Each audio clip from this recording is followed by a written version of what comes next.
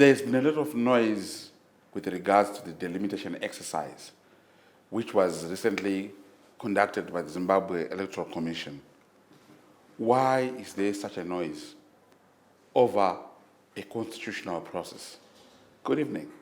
I'm Catherine Minyuki, and welcome to Vantage.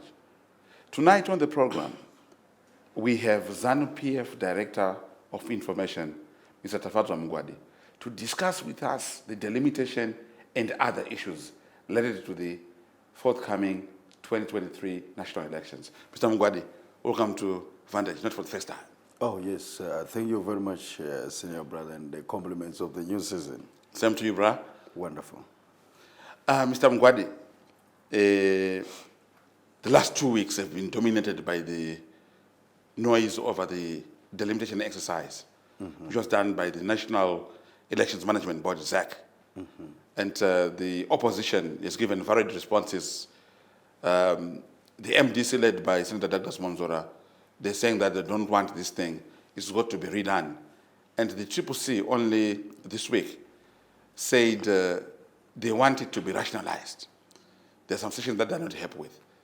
And interestingly, yourselves, the ruling party, you have been really quiet about this thing. Yeah, of course. Mr. Mugwadi, why is there this noise? It's the usual noise. I think it's the usual noise coming from people who are not sensitive to constitutional processes. Okay, I think, like you said, the noise from opposition, I think it's not surprising. The opposition groups in Zimbabwe are known to be the worst noise makers in the political terrain in Zimbabwe, and that is why no one really is bothered by the noise coming from them. And even there were some people who used it and accustomed to this noise, and at some point in time they really appreciated this noise. But I think everyone has matured and grown up enough to understand that really there's nothing much to draw from the noise coming from the opposition. Mr. Mugwadi, before you even go any further, let me also add to say that the opposition, obviously, whether you want to classify it as noise or not, is something else. The CCC, they have said they want this thing rationalized. They don't make a lot of noise about it.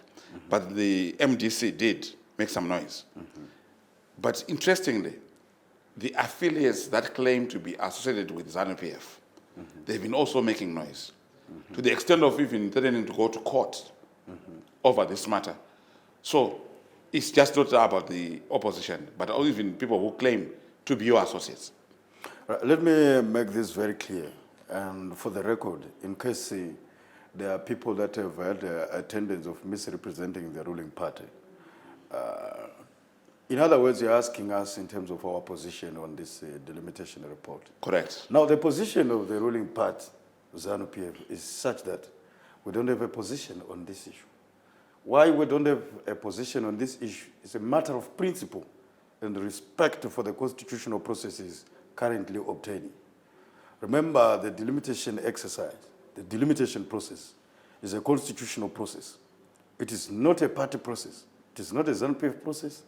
It is not a CCC process. It is not an MDCT process or an NCA process or any political party process. It is a process that is taking place according to the provisions of the supreme law of the land, which is Zimbabwe's constitution under section 161. So because of that, we are a sensitive political organization.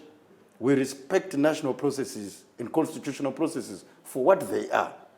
It is therefore neither here nor there to solicit the ruling party's position on a constitutional process. A constitutional process is one that must happen according to the Constitution, notwithstanding what we might have as thoughts as political players, or what we might not have as thoughts on this issue.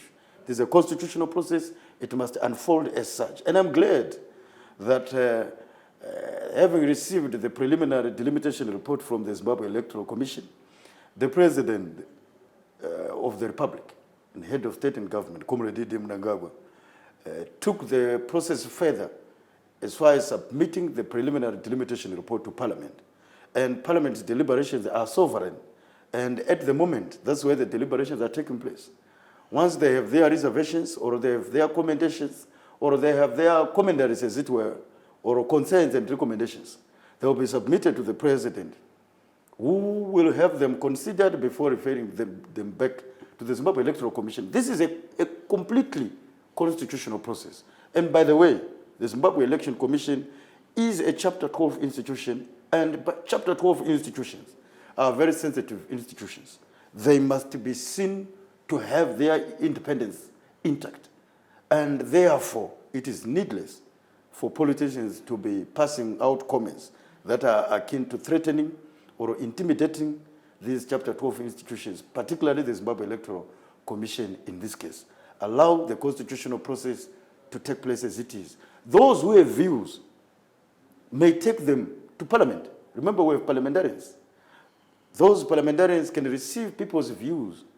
The rendition of those people's views will be taken through Parliament and get deliberated, rather than for every Tom and Jerry to be passing out their ill-considered, sometimes, views on the process. I think the ruling party does not belong to that school of thought.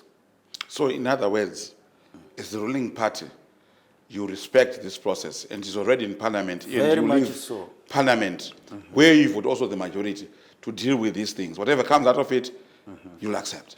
We'll accept, but it is not even about the majority that we have in Parliament. It is about whether the processes unfolding are happening constitutionally. That is our worry, and that is everyone's worry. That should be the concern of every Zimbabwe.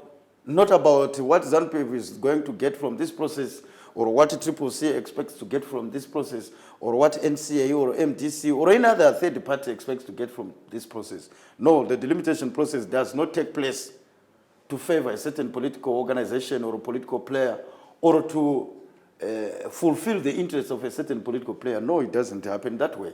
It happens to fulfill the requirements of the sovereign supreme law of the land under Section 161, which requires that delimitation takes place after every 10 years, following certain considerations, some of them which involve the census report, geography, and so forth and so on, and population and other issues related.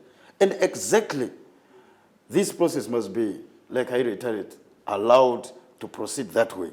It is not about my views.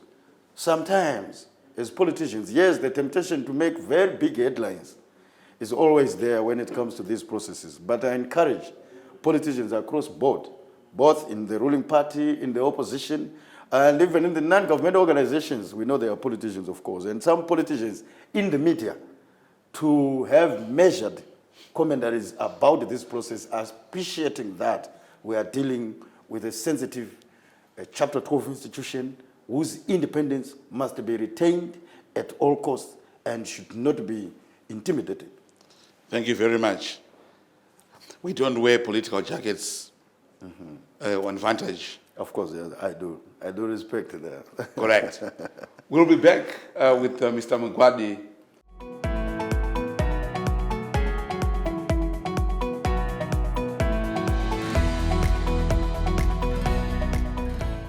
Welcome back. If you've just joined us, this week on the program, we have the Director of Information at the ruling party, ZANU-PF, Mr. Tafadzwa Mugwadi, and we are discussing the noise around the delimitation exercise. And ZANU-PF is quite clear that it will follow the constitutional processes without any undue influence. Mr. Mugwadi, undue influence. Indeed. That is the buzzword. Yes. Right, Mr. Mugwadi, I've gone through the delimitation report, and there are interesting things that are there. For example, there are a number of ZANU-PF bigwigs who appear to have lost constituencies and who might eventually lose constituencies unless there's the so-called rationalization by acceptance of some of the recommendations that are likely to come out of Parliament. Does this speak? does this speak to the bigwigs not doing enough work to register people so that they would not have lost those constituencies? Yeah, that would have appeared very much to be a trick question. if we were a rogue political organization, but because we are a constitutional one, and one that abides by the Constitution, and I'll appreciate that this is a constitutional process unfolding. I must tell you that the question of big wigs doesn't arise. This goes back to what I said earlier. This is a national constitutional process. It is blind to a big wig or a small wig or a non-wig. It is doing this delimitation process for you and me and the people of Zimbabwe, and some of us who are not big wigs. This delimitation process is supposed to cash into our aspirations as a people of Zimbabwe, both in opposition, in the ruling party, in the NGOs, in the churches, and everyone. We are combined together to be one constituents, national constituents, by this process. So it doesn't then arise whether you are a big wig or you are a small wig in the party. This was not a party process. This was a constitutional, national, fundamental process whose dictates were the Constitution as provided for in Section 161. So it's unfortunate if there is any supposed big wig who is going to lose a constituency, or who has had his constituents merged with another, or sort of exactly like I said earlier, it is not about them. It is about the nation. This is a national process which was blind to the interests of ZANU-PF, blind to the interests of the opposition, we should assume, blind to the interests of anybody else, but one that was supposed to happen, or at least let's assume one that happened in the strictest four corners of the Constitution. So that's what we respect. But also I must hasten to point out that the President and First Secretary of the Revolutionary Party, Comrade Mnangagwa, was very clear, unambiguous, and very consistent as this process was taking place, advising all of us in the party, the structures of the party, the senior leadership of the party. Everyone received this message, and I'm sure by articulating this message, I'm speaking exactly to what they were informed and what they were advised and what they were consistently instructed to do by the President. It is to make sure that they go out there into communities they lead and mobilize people to register as voters, to ensure that the delimitation process did not abandon, let's assume, did not affect, rather, their constituencies. Because it is a game of numbers. Elections are a quantitative matter. It's the figures. So if the delimitation process was such that the minimum number of a constituents of registered voters should be, let's say, 27,000 point something, or 24,000, let's assume. Mm-hmm. You simply needed that number in that constituency. And you needed to work out, flat out, to get people registered as voters, isn't it? Yeah. That was quite so simple. So some listened to the message as loyal lieutenants, disciplined party cadres, carried out the message, and I'm sure they have the less of the complaints, if they have any. I don't know, I haven't been able to decipher exactly to hear who has registered the complaints as a big wig, directly or individually. But my message to them is that this was a constitutional process, not a party process. Mm-hmm. And just to take you backwards, ZANU-PF, you guys, you are clear about this process. Yes. And you have said that you're going to respect this. Yes. So, have you spoken with the people that claim to be affiliates or are your affiliates to say, listen, don't let people conflate your activities with ZANU-PF? Ordinarily, they should know that because ZANU-PF is a standalone institution, isn't it? It is a separate legal persona to its associates or those who form groups to associate with it. I think those who didn't know that exactly by this discussion, they should know. If they formed an association and affiliated to the party, that's very good, that's very positive, and keep forming them more to affiliate to the party in your various sectors. The party welcomes that and is very much grateful to the work that the associations are doing and the contribution they are giving to the growth of the party, and in terms of amplifying our campaign message. And I think What is clearer now is that, of course, we are going to win this year's elections hands down. Now, that victory also carries the contribution of our associations, and I must congratulate and acknowledge them for that. But what I should also advise them is that they formed their organizations. ZANU-PF was formed, in fact, ZANU was formed in 1963, and it combined together with ZAP in 1987. It cannot be seen to be reformed again by the formation of an association affiliated to it. No. The association has its own separate legal existence outside of the party. So don't conflate positions or essentially on these critical processes, positions of associations and positions of the party. They don't collect. I mean, they don't collect. The position of the party will be communicated officially as at and when it has been taken. Now, when it is not, the position of the party cannot be taken through clandestine means. So, in short, what I'm saying is that the position of the party in terms of the delimitation process, like I said earlier, is such that we don't hold a position on constitutional processes involving sensitive Chapter 12 institutions like ZEC. This is a constitutional process that has begun. The president is a key player in the process, and his roles as the head of state and government must be respected as such. Therefore, any commentary or further deliberations on this matter, which is in motion and in process, might appear to be intimidating those involved in it, and it is not in the interest of the party to do so. And like I said, we implore other politicians from other political parties to again have measured commendation about this matter. Otherwise, lest they be seen to be trying to intimidate this process. And one will always wonder, then, what sort of government are they seeking to create, assuming they would ever have that opportunity? I hear you, and I have to cut you short. Because here we hold a position. Yes. A position that whenever it is time to go for a break, we treat that as sacrosanct. We can never violate it. We are with Mr. Mugwadi on tonight's Vantage program. Please don't go away. We'll be back after the short break.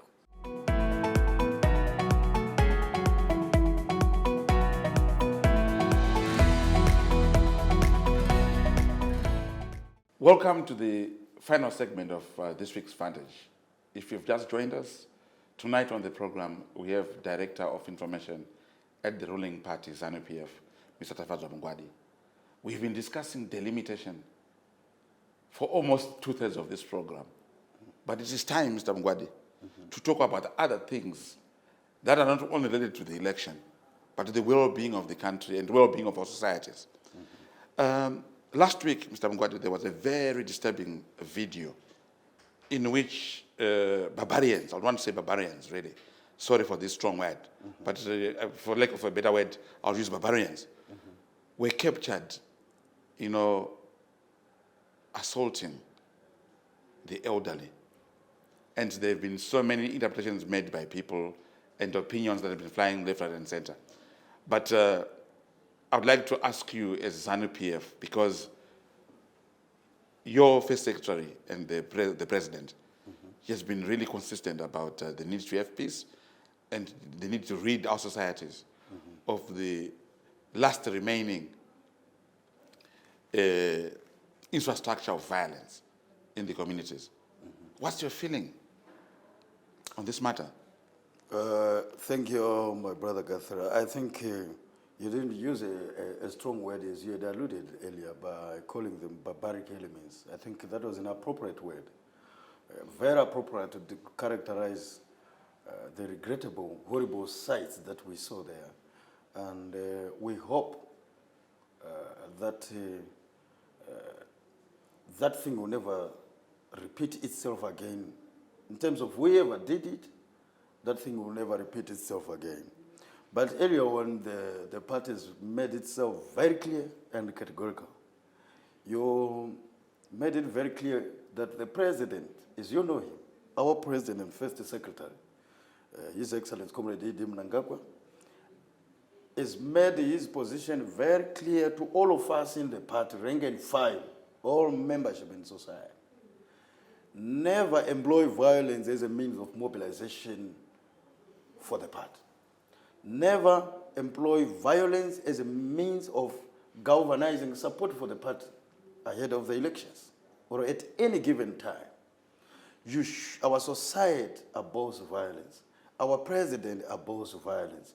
He has even made further to declare that the 2023 elections, at least by the conduct of our supporters, as usual, must be peaceful, totally, and violence-free, and that we must coexist, and that the diversity of our views on political issues, which he realizes you and as an opposition activist and myself as a ruling party activist, that diversity grows our society. Otherwise, we're going to be a zombie society if we all belong to the same thinking cap in terms of our views on politics. And ZANU-PF fought for this democracy. It fought for the rights of you and everyone and those listening to belong to the political parties that they chose to belong. We fought for those rights.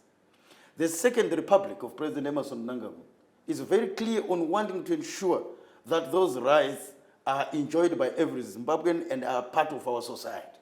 And therefore, no one must be intimidated for holding contrary views to those of the ruling party. We are very clear about that. But as we also made our statement very clear, we went further to say our eyes are now on the law enforcement agents. Because as ZANU-PF, we would want, just as the president has made himself very clear previously on all manner of violence, the culprits should be brought to book. What we, however, find unbecoming is when opposition activists start fronting political interests or start engaging in nefarious activities to grab headlines or seek attention at crime scenes. We abhor that. Let investigations take place. And I'm happy, as we hold this interview, that just yesterday, one of the culprits have been arrested by the police. And the police released a statement through their spokesperson that they are hunting down other culprits involved in those violent shenanigans. We are so happy about that, ZANU-PF, and would wish if that continued to happen. We are different from the opposition, which when its leaders or elements are arrested for violence, let's assume, in this case, the Job Scala situation, they say they are political prisoners. Now, of course, we don't know which political party these people who were seen in those violent scenes belong to. We cannot speculate, but of course, we have seen a deliberate but misinformed and false news narrative that they belong to ZANU-PF. We disown them and we don't know them, and let investigation take place. We will realize exactly who they are when they've been arrested. Fair and fine, Mr. Mugwadi. They don't belong to you, and no one should force you to say they belong to you. No, but here is the question.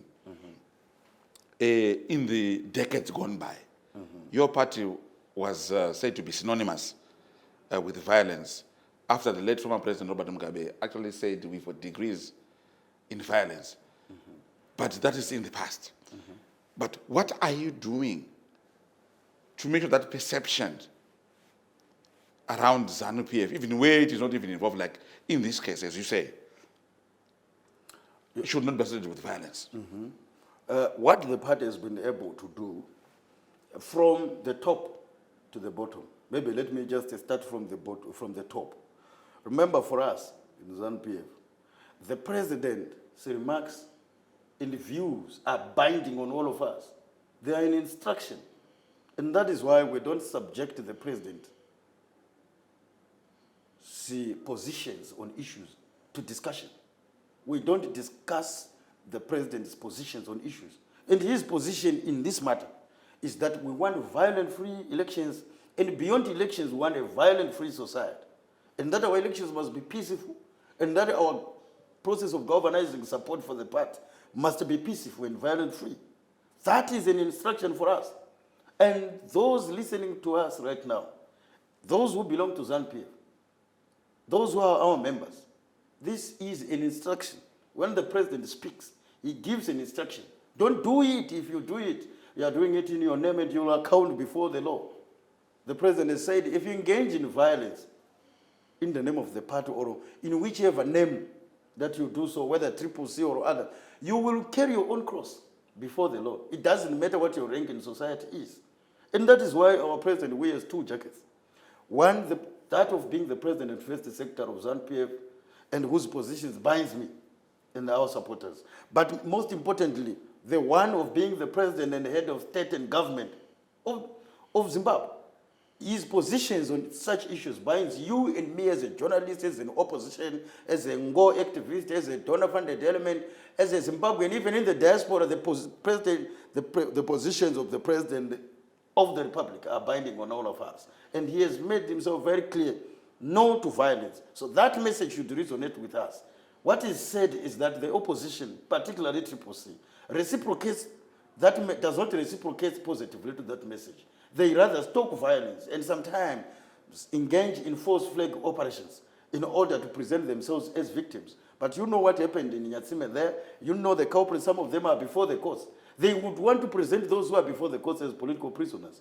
Yet they were engaged in crime scenes of violence. So we are saying the society must treat criminals or those who engage in violence as suspects, as criminal suspects, as criminal elements, as barbaric elements, and they must be identified as Guthrie, as Tafadzwa, as Solomon, not as political parties, because you will not go to a crime scene and identify CCC. You will not go to a crime scene and identify MDC or ZANU-PF. You must identify the criminal and the victim. I hear you. It remains a sore and also sticking point. Mr. Mugwadi, on that note, I would like to thank you for having made time once again to be with us on this program. We really value your time. Thank you so much, and it's always a pleasure to be part of 3Ktv, and I hope we'll have much more of these interactions ahead of elections. Sure. Just once again, compliments of the new season to you and all of your staff, and from the spokesperson of ZANU-PF, Comrade Chris Mchangu, he has positive wishes for the new season for all of you. Thank you very much. Wonderful. We really appreciate. Wonderful. One president, one Zimbabwe, one constitution binds us all. That is the message from this week's program. Good evening. I'm Catherine Mnyuki.